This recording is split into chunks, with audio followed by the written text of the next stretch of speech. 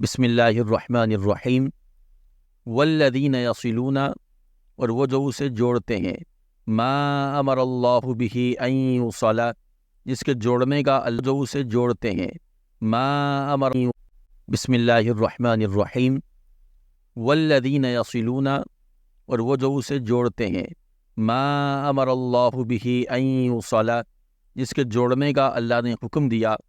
ویخشون ربہم، اور اپنے رب سے ڈرتے ہیں، وَيَخَافُونَ سُوءَ الْحِسَابِ، اور برے حساب سے خوف زدہ ہیں۔ اس آیت کا معنی یہ ہے کہ اللہ تعالیٰ کی تمام کتابوں اور اس کے کل رسولوں پر ایمان لاتے ہیں، بعض کو مان کر اور بعض سے منکر ہو کر ان میں تفریق نہیں کرتے، یا یہ معنی ہے کہ رشتہ داری کے حقوق کی رعایت رکھتے ہیں اور رشتہ داری نہیں توڑتے۔ اسی میں رسول کریم صلی اللہ علیہ وآلہ وسلم کی قرابتیں اور ایمانی قرابتیں بھی داخل ہیں۔ سادات کرام کا احترام، مسلمانوں کے ساتھ محبت و احسان، ان کی مدد کرنا، ان کی طرف سے مدافعت کرنا، ان کے ساتھ شفقت سے پیش آنا، سلام اور دعا کرنا، مسلمان مریضوں کی عیادت کرنا، اپنے دوستوں، خادموں، ہمسایوں اور سفر کے ساتھیوں کی حقوق کی رعایت کرنا بھی اس میں داخل ہے۔ صلہ رحمی اور حسن سلوک سے متعلق چند احادیث مبارکہ ہم دیکھتے ہیں۔ بخاری شریف کی حدیث پاک ہے، حضرت جبیر بن مطعم رضی اللہ تعالیٰ عنہ سے روایت ہے کہ رسول اللہ صلی اللہ علیہ وسلم نے ارشاد فرمایا، رشتہ داری توڑنے والا جنت میں نہیں جائے گا۔ بخاری شریف میں ہے، حضرت ابو ہریرہ رضی اللہ تعالیٰ عنہ سے روایت ہے کہ رسول کریم صلی اللہ علیہ وآلہ وسلم نے ارشاد فرمایا، جس کو یہ بات اچھی لگتی ہے کہ اس کا رزق فراخ ہو اور اس کی عمر دراز ہو جائے، تو اسے چاہیے کہ صلہ رحمی کرے۔ بخاری کی حدیث پاک ہے، حضرت عبداللہ بن عمر رضی اللہ تعالی عنہما سے روایت ہے کہ رسول اللہ صلی اللہ علیہ وآلہ وسلم نے ارشاد فرمایا، بدلہ لینے والا صلہ رحمی کرنے والا نہیں ہے، بلکہ صلہ رحمی کرنے والا وہ ہے کہ جب اس سے رشتہ توڑا جائے تو وہ اسے جوڑے۔ ترمذی کی حدیث پاک ہے، حضرت عبداللہ بن عباس رضی اللہ تعالی عنہما سے روایت ہے کہ سرکار دو عالم صلی اللہ علیہ وآلہ وسلم نے ارشاد فرمایا، وہ ہم میں سے نہیں جو ہمارے چھوٹوں پر رحم نہ کرے اور ہمارے بڑوں کی تعظیم نہ کرے، اور اچھی باتوں کا حکم نہ کرے اور بری باتوں سے منع نہ کرے۔ ترمذی کی حدیث پاک ہے، حضرت عبداللہ بن عمر رضی اللہ تعالی عنہما سے روایت ہے کہ رسول اللہ صلی اللہ علیہ وآلہ وسلم نے ارشاد فرمایا، اللہ تعالیٰ کے نزدیک ساتھیوں میں وہ بہتر ہے جو اپنے ساتھی کا خیر خواہ ہو، اور پڑوسیوں میں اللہ کے نزدیک وہ بہتر ہے جو اپنے پڑوسیوں کا خیر خواہ ہو۔ بخاری شریف کی حدیث پاک ہے، حضرت عبداللہ بن عمر رضی اللہ تعالی عنہما سے روایت ہے کہ رسول اللہ صلی اللہ علیہ وآلہ وسلم نے ارشاد فرمایا، ایک مسلمان دوسرے مسلمان کا بھائی ہے، نہ اس پر ظلم کرے اور نہ اسے ظالم کے حوالے کرے۔ جو شخص اپنے بھائی کی حاجت روائی میں رہتا ہے تو اللہ عز و جل اس کی حاجت روائی میں رہتا ہے۔ جو شخص مسلمان سے کسی ایک تکلیف کو دور کر دے تو اللہ تعالیٰ قیامت کی تکالیف میں سے اس کی ایک تکلیف کو دور کر دے گا۔ جس نے کسی مسلمان کی پردہ پوشی کی، اللہ تعالیٰ قیامت کے دن اس کی پردہ پوشی فرمائے گا۔ ابو داؤد کی حدیث پاک ہے، حضرت معاذ بن انس رضی اللہ تعالی عنہ سے روایت ہے کہ رسول اللہ صلی اللہ علیہ وآلہ وسلم نے ارشاد فرمایا، جس نے کسی منافق کے مقابلے میں مومن کی حمایت کی تو اللہ تعالیٰ قیامت کے دن اس کی حمایت میں ایک فرشتہ کھڑا کرے گا جو اسے دوزخ کی آگ سے بچائے گا، اور جو کسی مسلمان کو ذلیل کرنے کی غرض سے اس پر الزام لگائے تو اللہ تعالیٰ اسے جہنم کے پل پر روک لے گا، یہاں تک کہ وہ اپنے کہنے کے مطابق عذاب پالے۔ اور اسی آیت میں فرمایا، وَيَخْشَوْنَ رَبَّهُمْ، اور اپنے رب سے ڈرتے ہیں، یعنی اللہ تعالیٰ کے ساتھ کیے ہوئے عہد کو پورا کرنے اور صلہ رحمی وغیرہ جن چیزوں کا اللہ تعالیٰ نے حکم دیا ہے انہیں بجا لانے کے ساتھ ساتھ اللہ تعالیٰ سے ڈرتے بھی ہوں۔ تو قرآن و حدیث میں اللہ تعالیٰ سے ڈرنے کے فضائل بکثرت بیان کیے گئے ہیں،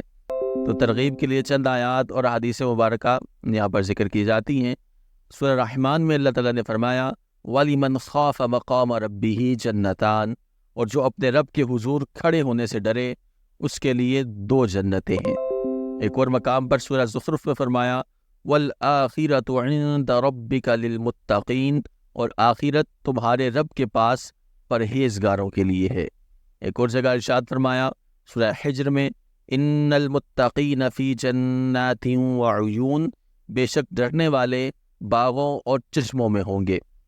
ابن ماجہ کی حدیث پاک ہے، حضرت عبداللہ بن مسعود رضی اللہ تعالی عنہ سے روایت ہے، رسول اللہ صلی اللہ علیہ وآلہ وسلم نے ارشاد فرمایا،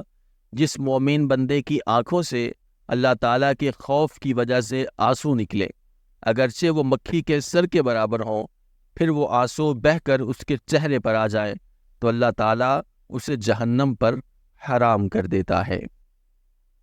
شعب الایمان کی حدیث پاک ہے، حضرت عباس بن عبد المطلب رضی اللہ تعالی عنہ سے روایت ہے کہ نبی کریم صلی اللہ علیہ وآلہ وسلم نے ارشاد فرمایا، جب اللہ تعالیٰ کے خوف سے بندے کا بدن لرزنے لگے تو اس کے گناہ ایسے جھڑتے ہیں جیسے سوکھے ہوئے درخت سے اس کے پتے جھڑتے ہیں۔ اور اسی آیت میں فرمایا وَيَخَافُونَ سُوءَ الْحِسَابِ، اور برے حساب سے خوف زدہ ہے، یعنی خصوصی طور پر برے حساب سے خوف زدہ ہیں، اور حساب کا وقت آنے سے پہلے خود اپنے نفسوں سے محاسبہ کرتے ہیں۔ عقل مند انسان وہی ہے کہ جو اپنے اعمال کا محاسبہ کرتا رہے اور نفس و شیطان کے بہکاوے میں آ کر اپنے اعمال کے محاسبے سے غافل نہ ہو۔ قرآن و حدیث میں اپنے اعمال کے محاسبے کی بہت ترغیب دی گئی، تو اللہ تعالیٰ نے ارشاد فرمایا سورہ حشر میں، یا ایھا الذین آمنوا اتقوا اللہ ولتنظر نفس ما قدمت لغد، کہ اے ایمان والو اللہ سے ڈرو اور ہر جان دیکھے کہ اس نے کل قیامت کے لیے آگے کیا بھیجا ہے۔ حضرت شداد بن اوس رضی اللہ تعالی عنہ سے روایت ہے کہ رسول اللہ صلی اللہ علیہ وآلہ وسلم نے ارشاد فرمایا، عقل مند وہ شخص ہے جو اپنا محاسبہ کرے اور موت کے بعد کے لیے عمل کرے، جبکہ عاجز وہ ہے جو اپنے آپ کو خواہشات کے پیچھے لگا دے اور اللہ تعالیٰ سے امید رکھے۔ امام ترمذی رحمۃ اللہ تعالیٰ علیہ فرماتے ہیں، اس حدیث میں مذکور الفاظ من دان نفسہ کا مطلب قیامت کے حساب سے پہلے دنیا ہی میں نفس کا محاسبہ کرنا ہے۔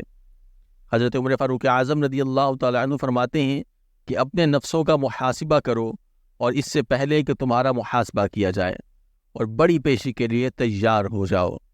قیامت کے دن اس آدمی کا حساب آسان ہوگا جس نے دنیا ہی میں اپنا حساب کر لیا۔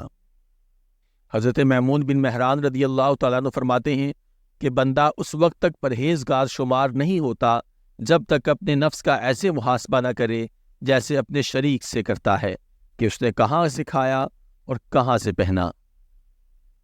امام محمد غزالی رحمۃ اللہ تعالی علیہ فرماتے ہیں،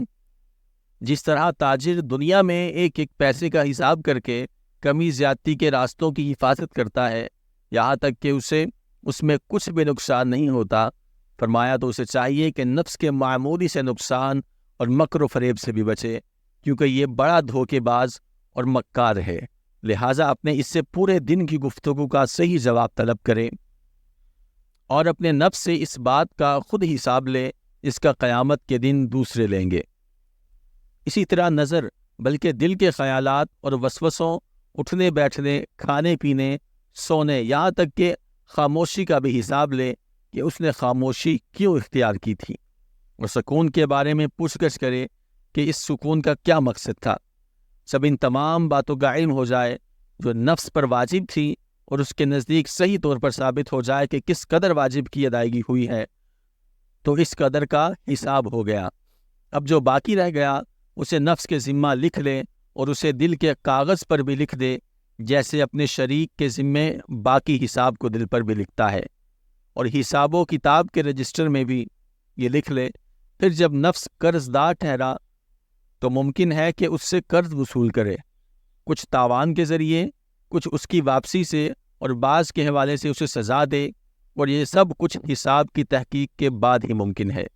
تاکہ جس قدر واجب باقی ہے اس کی تمیز ہو سکے، اور جب یہ بات معلوم ہو جائے تب اب اس اپنے نفس سے مطالبہ اور تقاضا کرنا چاہیے کہ اسے چاہیے کہ اپنے تمام ظاہری اور باطنی اعضاء کے حوالے سے اپنے نفس سے ایک ایک دن کی ہر گھڑی کا حساب کرے۔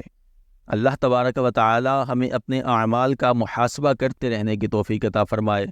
اور اپنے خوف سے ہمارے دلوں کو منور فرمائے، ہمارے دلوں کو جلا بخشے، اور ہر وقت ہمیں اللہ تبارک و تعالیٰ کا خوف ہمارے ملحوظ خاطر رہے، اور گناہوں سے بچنے کی توفیق عطا فرمائے، اور اللہ تبارک و تعالیٰ ہمیں اپنے رشتہ داروں کے ساتھ صلہ رحمی کرنے کی توفیق عطا فرمائے۔ آمین بجاہ النبی الامین صلی اللہ علیہ وآلہ وسلم۔